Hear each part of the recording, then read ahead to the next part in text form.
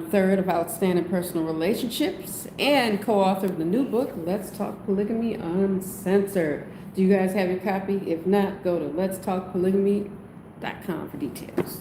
Now, in this quick live, I wanted to come into YouTube and discuss a little bit about polygyny and some of the questions I kind of got today. And if you guys have any questions, make sure you leave them down in the chat, question mark in front of them, so that I can identify them easily, because I might miss them if I'm talking to you and focusing on what I'm talking about. Now, a really good question came up on IG, and it was discussing the sister was asking about her husband, switching up on his word. He made one decision at one time and then he changed his mind. Now, it's important to say that because human beings tend to change their mind. Sometimes they'll do it frequently based on the information that they have. So that means when a man is practicing polygyny, he has the responsibility to know and be actionable and responsible for many decisions outside of those that affect individual marriages that he has. So polygyny is the practice of having more than one wife, okay? So when I say polygyny, that is what I am specifically referring to. Now, what I wanted this sister to understand is that since he has the responsibility of having all the information behind the scenes about all the children, his wives, whether it be 1, 2, 3, or 4, then he has to decide what to do for his family, for the betterment of his family, for the betterment of each individual marriage, and himself, because he can't leave himself out there in the wind and just completely without any self-help. So it's not just about exhausting every effort for just your wives and your children. You have to have something for yourself first, and then be a provider and protector for your wives and your children. So with that responsibility comes the responsibility of weighing your options as a grown man. And that might look like going back on your word, which really is not going back on your word, because I don't know too many people that say everything out their mouth and put a tail on it or a disclaimer on it, and they say, I give you my word, this will never, ever, never, ever change, and I won't ever considering changing this or changing my mind. He might have to. So there should be an expectation that your husband says this month, this day, but there's always, and I mean always, an option for him as a grown man to change his mind. So if I sit up and I say, well, personally to y'all, this is facts. I had married a 19-year-old, and a lot of people told me you should marry someone older than you and not a year younger than you, like an older man, a more established man that had more. That was in my ear constantly. Why would you marry someone? Like I was 40 and he was 19. He was 19 and I was 20. So we were peers, but not the same sex. So our responsibilities were different. Let's be clear on that one. Especially with all the foolishness going on in the world today. I digress. But that was said to me. You should think of financial stability. He doesn't have anything right now. And I said, well, honey, we won't have nothing together until something gets better. I don't know what to tell you. This is who I want to be married to. Now, I can't hold that 19-year-old man to the same standard that I hold my husband now, who's not 19. He doesn't hold himself to that same standard, respectfully, because you change, you evolve. That's what we should do in a positive way. You can all the way downgrade yourself and act a fool, destroy yourself. You can do that. Or you can decide to become better. So I had to think about that. Do I really want the standard? His standards were good. But he became more knowledgeable. We both did, you know, through a lot of books and a lot of different things he signed up for, classes, courses, traveling, connecting, networking. He learned so much. So I said, okay, if this is what he's doing, I need to do that too. But with that, with learning more and doing better and taking on more responsibility, when we got married, it was the two of us. And then we had a daughter. That's him, married, we're getting married. So I decided that I want a wife. And guess what else I'm about to do? I'm going to decide that I want to be a father. That doubled the responsibility in a different way. So he didn't say, I'm going to marry you and we won't have kids, because, you know, I don't want to grow in that way. I don't want to grow in fatherhood. No, it happened very quickly. We met 1 year, and 5 years later, we were parents, married and parents to a beautiful little dynamo of a daughter. Okay? So he changed. Now, change or deciding to do something else does not mean you went back on your word. And that's where we get terms and phrases. And since the English language is not a rich language, we get that messed up. So I don't tell people, oh, Coach Nazir, you know, he married me, we're in monogamy. And he threw out hints about polygyny. But if you're not going to take it seriously, then I'm not going to tell him to take it seriously. It's like, he can joke with me all he wants to, but don't be serious about it, you know. But he can decide for himself. He doesn't need me to do that. I don't want to do that. You're grown. So that doesn't mean you went back on your word. You made another choice. See, I was saying this on another social media platform not long ago. We want people to show up like us. And if they don't show up like we would show up for somebody, then they're not authentic. They're not telling the truth. They faking. They being a punk. Whatever label you want to put on it. But I will say this again. I had to learn to never expect my husband to show up other than anybody than Coach Nyla.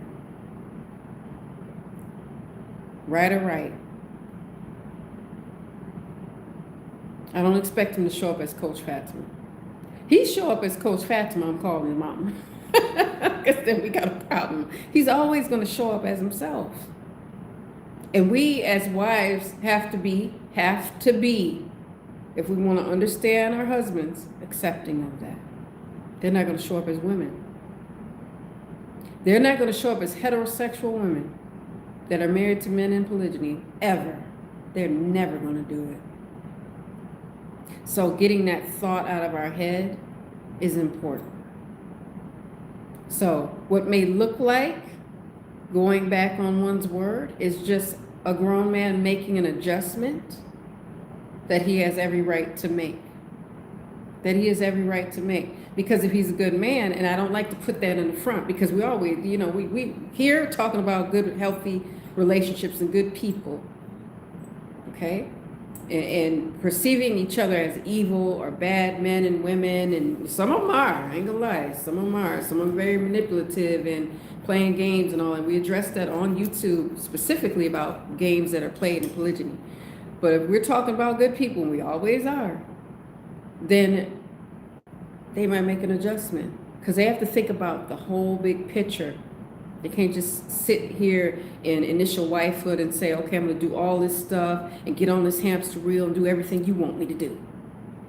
Because I just want to make you happy. Damn everybody else. I just want to make you happy. No, that's not how that works.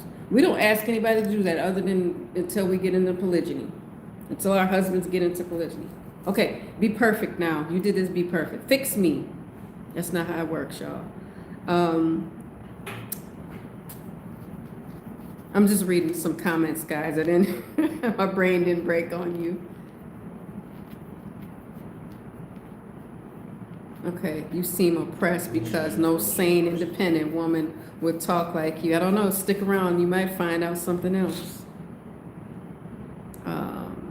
Nice to see you guys too. Nice to see you guys too. I'm grown. I said what I said, boo. You can lead a chat too, and yet you're here. Okay, when should you approach your first wife about desire of having another wife? Before or after the first marriage? Before or after the first marriage? You know what? Let me tell you this. If you're not married, what I tell many wives, and I'll say this because men might have decided, they don't need me to decide for them, but I would never take polygyny off the table for myself. I'm not a husband, but I can understand that if you're going to go into marriage and you say, listen, I'm going to get another wife, be honest about that. Be honest about it. Just say it. Get it out the way. It's important because then women can say, listen, I understand. I know what this is. My husband said, look, maybe not right now, but maybe later. And then when I get ready to do it, let's talk about it. Okay, and we got to be willing to say, okay, let's talk about that. Let's talk about you having another wife. What is that going to look like? Do you know what it looks like? Let's figure it out. And then have a boundary of saying there's some things as wives that we don't need to put our hand in. Like, I'm not the wife to help you pick out another one. That's not what I do. Now, that doesn't mean I'm taking anything away from wives that do want to do that. If that's what they want to do, and that's that's the discussion you've had with your husband, and that's the plan, by all means. That's just not something that I ever wished to do because I'm not married to the person, and I have the kind of husband that would know what to look for. Just, he's not going to pick the drama queen. That's not going to happen. So I've been blessed in that regard. I really have been. I don't have drama with my co-wife. We're adults. We're adults. Yes, it's a positive form, absolutely, because we're very intentional about being positive here because the world is full of negativity, and so is our imagination if we let it.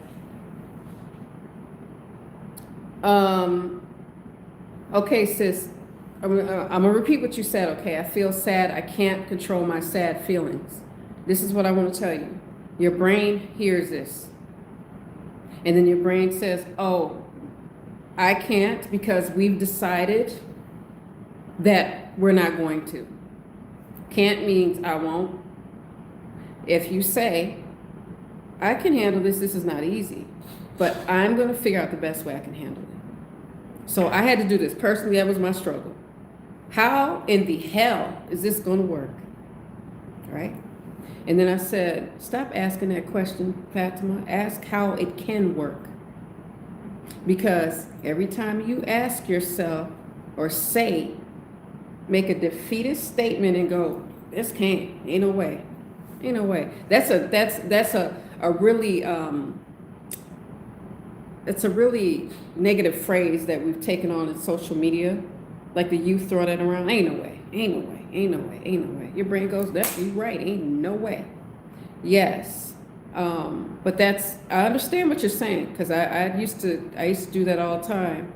And I said, I made a decision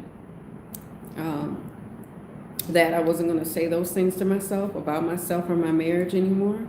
That it didn't mean I had a plan. That didn't mean I had a blueprint. There was no OPR for us. We were all trying to deal with it individually until we said, you know what, we're each individually do our personal development work and figure out what our triggers are, what we can do about it. And I do offer coaching. You can visit me for details at coachfatimah.com and see if we're a good fit. So absolutely, I want to offer that to you and the women that are within the reach of my voice. But yes, polygyny it comes with its challenges. Now, I'm not saying it's not challenging. I'm just saying it's not impossible.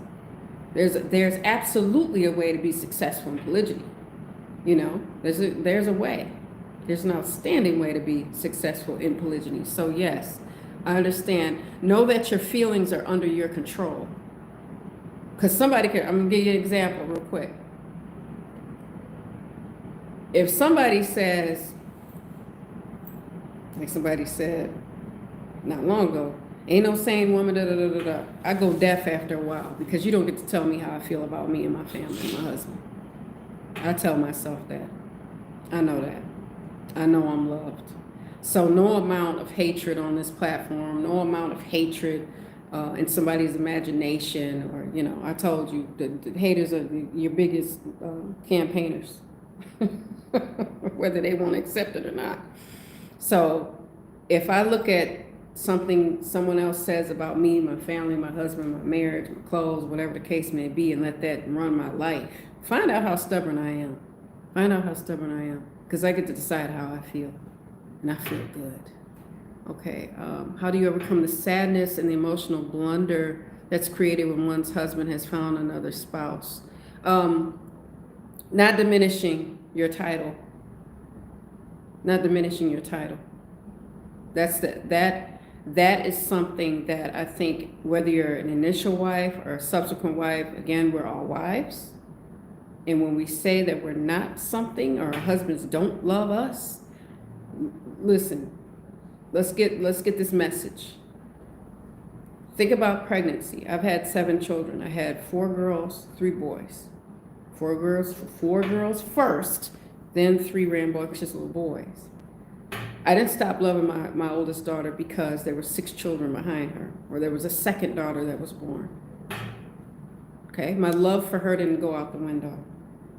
My protection for her didn't go out the window. My loyalty to her didn't go out the window because I had another child, and then another child, and another child. My love did not lessen because I had more children. So when men marry more than one wife, don't underestimate how big a man's heart is. Don't.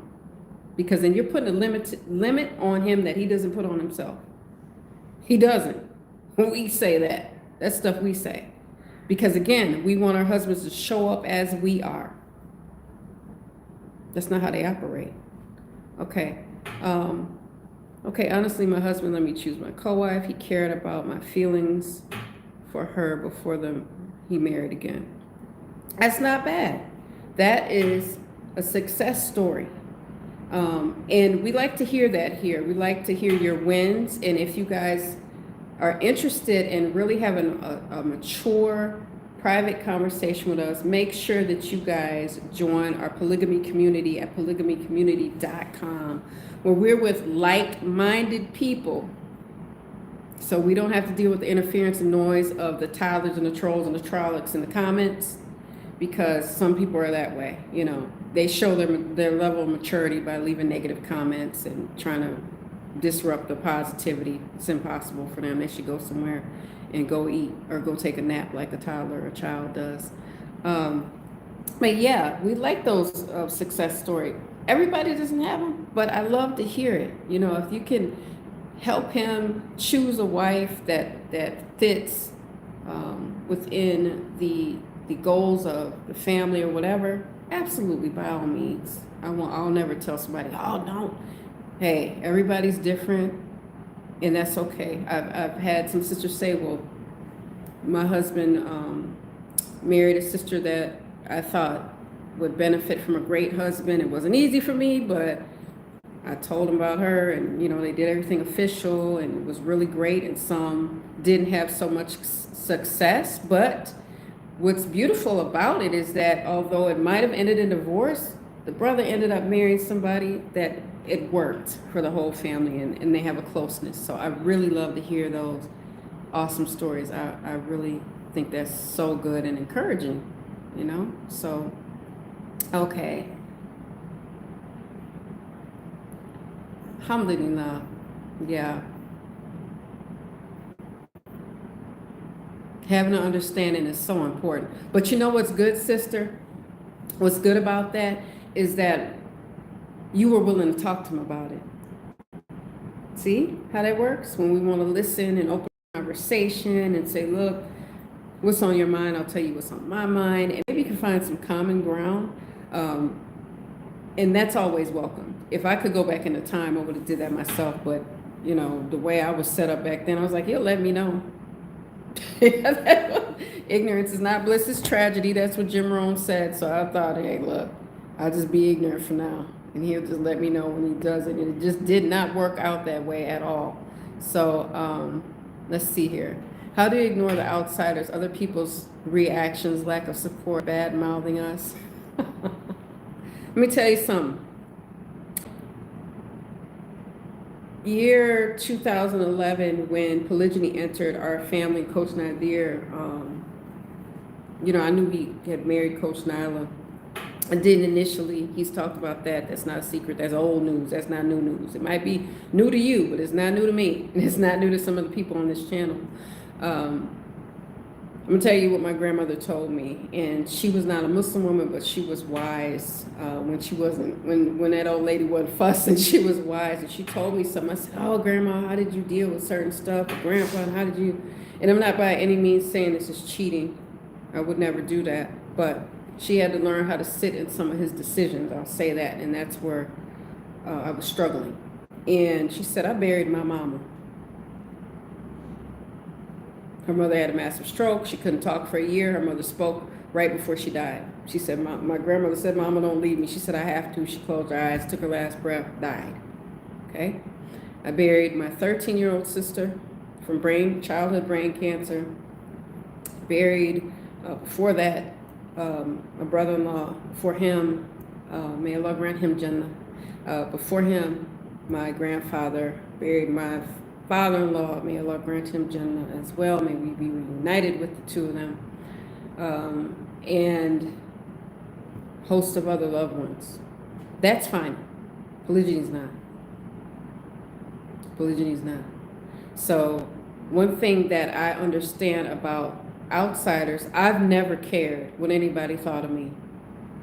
My grandparents raised me. They were born in they were part of the silent generation. They didn't care what many people thought of them. They're not, the people that are outside my family don't love me like that anyway.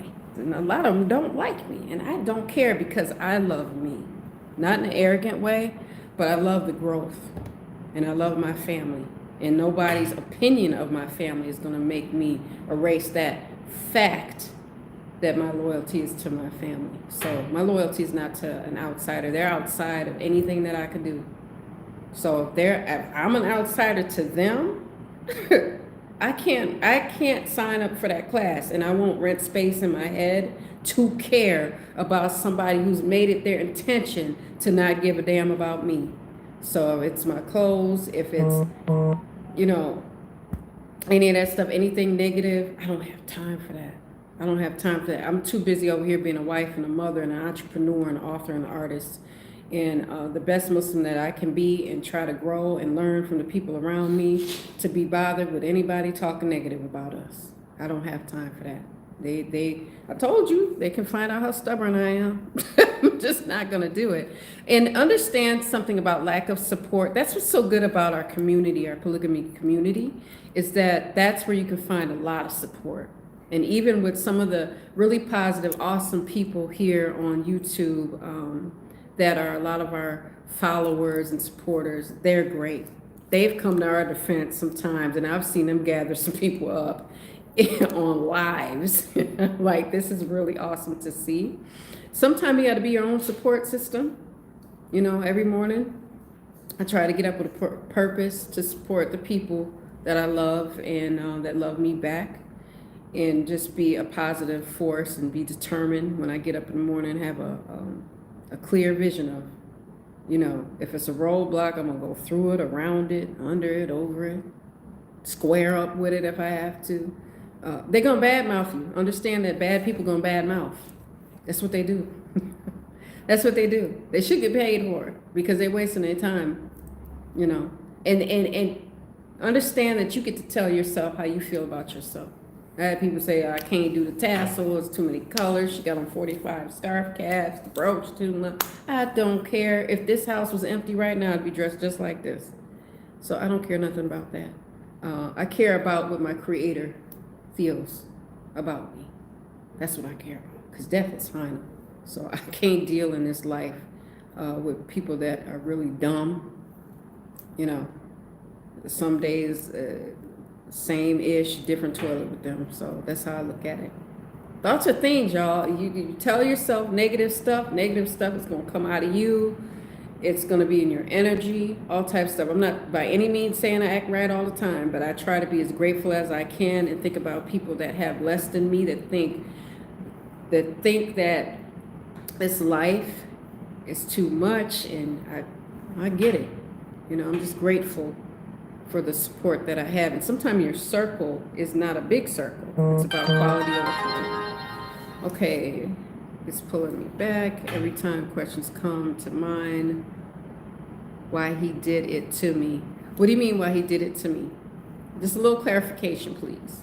Because it could mean a bunch of things, right? So, do you live in Turkey full time? Not in Turkey. I am on the continent of Africa with my big old family. So Turkey I miss. I feel homesick from Turkey, not the United States.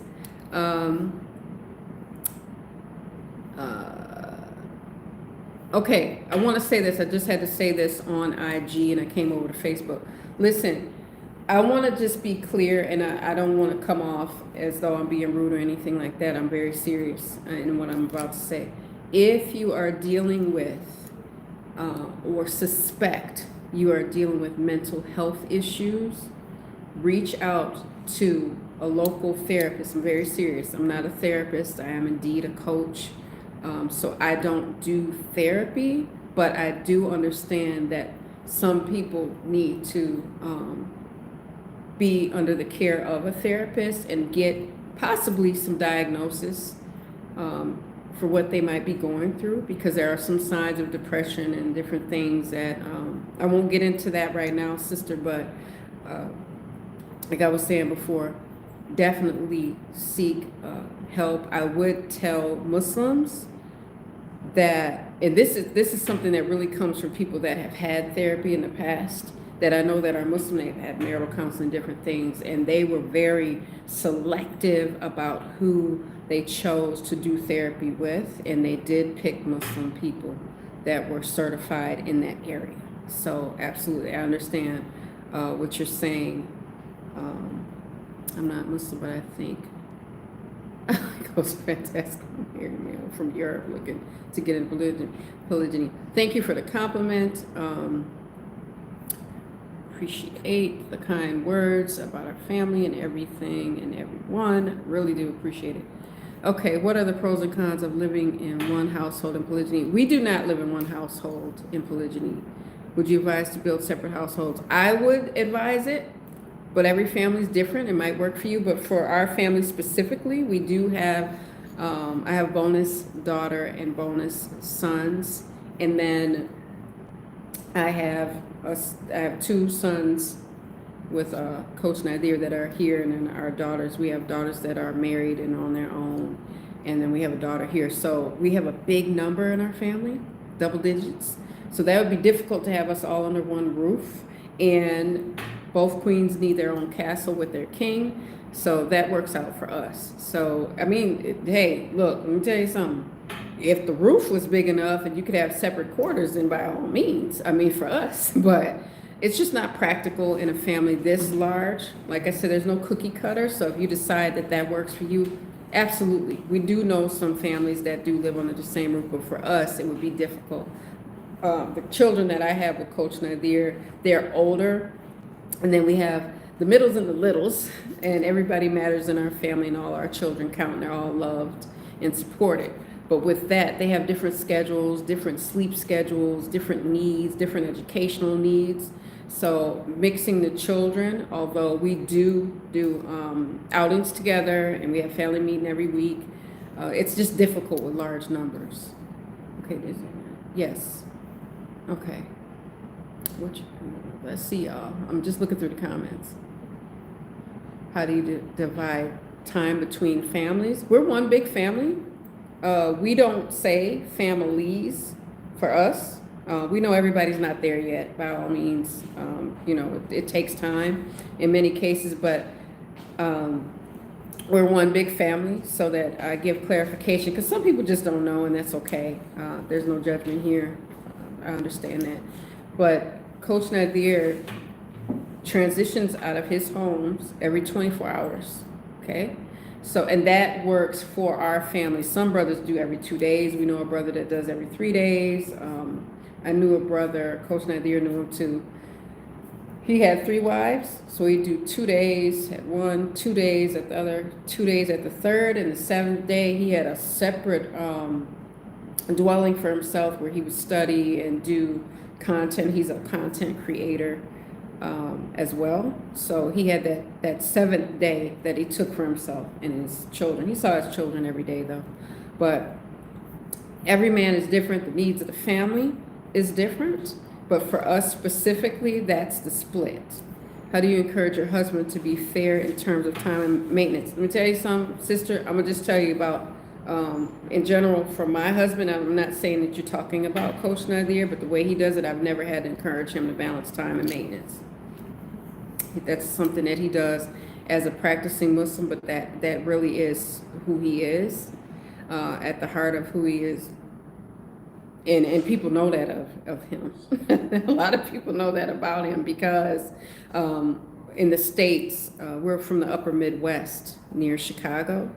In our local masjid, I actually had women tell me, I wish my husband would do it like, Coach Nyla does. And I'm like, wait a minute. And I understood that because they saw how consistent he is. So they would see him go to Juma, they would see him with the boys, they would see him with us at Eid, our religious holiday, both our religious holidays. So I've never ever had to remind him to be there or put something in his ear about maintenance, time, none of that. He's educated. He's very intentional about educating himself in that area, and that's just who he is, y'all. Are you guys gonna start going live more? The pre-records are dope as well. This is new wave for most of us. We have some exciting announcements that are upcoming. Just stay tuned. I thank you for the kind words. We all appreciate it. Team OPR and our family appreciate your kind words. And I see some compliments here in the comments, but yeah, we really want to make sure that we do go live as much as we can, because again, we are our husband's in polygyny. He's the one that practices it, but we do have different responsibilities outside of doing the work that we do here. We have clients, we of course have our family, and we have different things that we are into internally as a family. So we're very busy people. Very, very busy people. But yeah, we have some things in store. So just stay tuned. You can come back. Make sure you hit the notification bell on YouTube so that you can see every time we upload a video or when we're live, and you can comment and share these videos, guys, because we want to get the word out. Okay, we're unafraid. Here's another question. How does a woman accept that her husband feels more love for another woman? How do you know that? How do you know that he feels more love? That's my first question to any woman that has ever asked me that. How do you measure that? How do you know? And you can leave that in the comments, sis. No worries, no judgment here. I just want to ask you how you know. Speak about women's rights, and is money a factor for choosing a man? Money is a factor for choosing a man, but I will say this. A friend of mine, she's a newlywed, and her husband is from Africa, and she's from America. She's black, and she said, you know what? Husband got a heart of gold. Heart of gold. She said that man reads Quran to me, prays with me. He asked me what's wrong, what's going on, how can he help? He's not a yes man, so she's in no way, shape, or form trying to run him at all. That's not in her nature. But he's 100% there 100% of the time. But she said, you know what, he might not have a fraction financially of what my ex-husband has, but I wouldn't trade him for the world. He takes care of what he can take care of, and he financially supports her, but he doesn't have as deep of pockets as her ex-husband. But she was like, money isn't everything, so I want to make sure that heart is in the right place, and he's practicing. We both have common goals, and the money is not the driving force. Okay, remember I said my husband didn't have much when we got married. No, I didn't. But that wasn't the driving force in my decision to get married to Coach Nazir. And he married me back, y'all. But I'm just saying that him being a practicing Muslim mattered to me. And if we had to struggle, then we had to struggle. We was going to struggle together. And I was going to struggle with a good man if I needed to. And that's fine with me. Salam alaikum, salam wa rahmatullahi wa barakatuh. I love the videos that you guys make. It is helping me in my polygamy marriage. Alhamdulillah. Alhamdulillah. That's what we wanted. That's all we want. Alhamdulillah. Allah gets the praise for it. Alhamdulillah. Because we didn't have this, and we want to open up the discussion so that this is not so difficult, and we want to help as many people as we can. We have limits to what, we want to do and what we're trying to do as far as that goes. But I love to hear that. That's a win. That's a heart softener that warms my heart and the heart of the OPR family. We do appreciate it, and I thank you. We thank you. I'll speak for us all when I say the support and the du'as, you guys, mean so much to us, because it's a lot to get on here and be vulnerable. I could do it with my eyes closed, but if we can. But it wasn't easy right away, because you are met with a lot of judgment. I mean, and again, I'm not here for everybody to get along with everybody. I'm here, and we're here to say what needs to be said, not what you want to hear, what you need to hear. That might make you grow and be better, y'all. Awesome. Thank you for the support with the book. You said, okay, sis, and make sure you guys get your copy. Okay, this is it. Let's Talk Polygamy Uncensored. One of the co-authors, of course. One of the three. And you can get your copy at letstalkpolygamy.com. Okay, for details, guys, all right? So I know some of you might not have it. Okay, since you said I'm not able to accept polygamy. You told yourself that. You said that. So when we say this, just be mindful. When we say I'm not going to do a thing, you've made a decision, and whatever actions you take will support that decision. I said something a little bit different. I accept polygyny because it's part of my religion, so I don't cherry pick it. That's what Allah allowed. So I'm not going to challenge him by saying I don't accept something that he's made halal for men to practice. Just like that Rasul salatu wasalam. I won't do that. Now, what I will say is that I had to change the discussion and the things that I said to myself about myself and my marriage and my husband and my co-wife and the children in this family. Okay? So instead of saying I'm not able to accept polygyny, or polygamy as you put it, I said, how can this work? How can I be better? How can I become better and more equipped? And I made dua for not only my family, my husband, who's also a friend of mine. I made dua for myself so that I could get understanding. Those are my dua every day. Understanding, acceptance of what I didn't know, and to grow and be educated. So just be mindful of that, please, because you'll thank yourself in the end. I'm not saying everything's going to work out, but if we say I'm not and I can't and I won't, our actions will support those three things quicker than anything. Quicker than anything. Because what you're doing right now is wrestling with your own stubbornness. And a lot of times we got to get out of the way of our own ego in order to be successful. Okay? I'm going to go back through here, guys, and see if there's any more questions. It is now time for Maghrib in the time zone that I am in, Northern Africa. Alhamdulillah. Okay, in Silver Spring, Maryland, is it supposed to be? I wasn't sure, this is a big old world. Okay, let's see. I'm going to go back through here. Again, it's nice to see you all too. You guys came with some awesome questions. I really appreciate it. I really appreciate it. Now, for the brother that asked about approaching his wife about polygyny, Coach Nyla actually has a video that he was talking about this. He was having a discussion on this video specifically about that topic. So please go over there and check that out. I think it is, I'm sorry if I'm mispronouncing this, but I believe your name is Jacob. I'm not going to try the last name because I don't want to destroy your last name because I know how that feels. Okay, I'm a second wife. What advice would you give me? What I would tell you is this: don't let anybody diminish your role. You're still a wife, because I know this world, especially in the West, is set up to make you feel like you're invisible.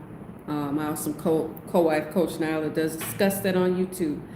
Be sure that you check out her videos too, you know, because she does a very good job, pretty outstanding job, I should say, at giving so much advice to subsequent wives. You're still a wife, you know. A lot of people don't want to see you because they feel like the initial wife is the wife that's supposed to be seen. So just be mindful of that. Your voice matters.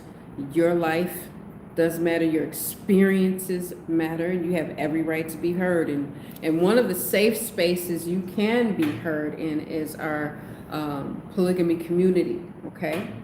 At polygamycommunity.com for details. And we go deeper into these topics and more there because we don't have the interference of the judgment and, you know, the noise people want to give you and all the little comments and the pettiness.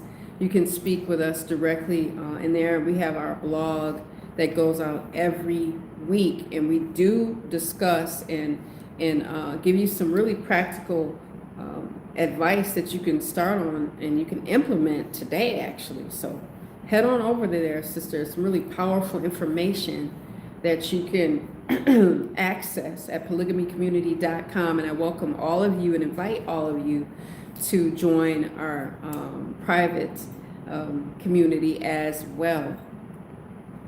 Okay. All right. I'm just checking through here, guys. I don't see any more questions. Thank you guys for joining this specific live. I really enjoyed it. You guys, again, had some great questions, and I love the support and our family, our team OPR. We love the support. So thank you to you all that picked up Let's Talk Polygamy Uncensored, our book. And we go into that. We take a deep dive in a number of different topics here. So again, if you want to pick up this book, visit letstalkpolygamy.com for details. Awesome read. Got over 300 pages worth of awesomeness right here. Okay. So with that being said, guys, I'm going to leave you off with some GLC, and we'll be back live. Okay. So go over to the community at oprcommunity.com, or sorry, polygamycommunity.com for details. I'll see you guys in the next one. I'm going to leave you off with that GLC as promised. Make sure you're growing intentionally, loving fearlessly, and connecting on a higher level every single day. I'm Coach Fatimah. I'll see you guys in the next one. Assalamu alaikum. Peace.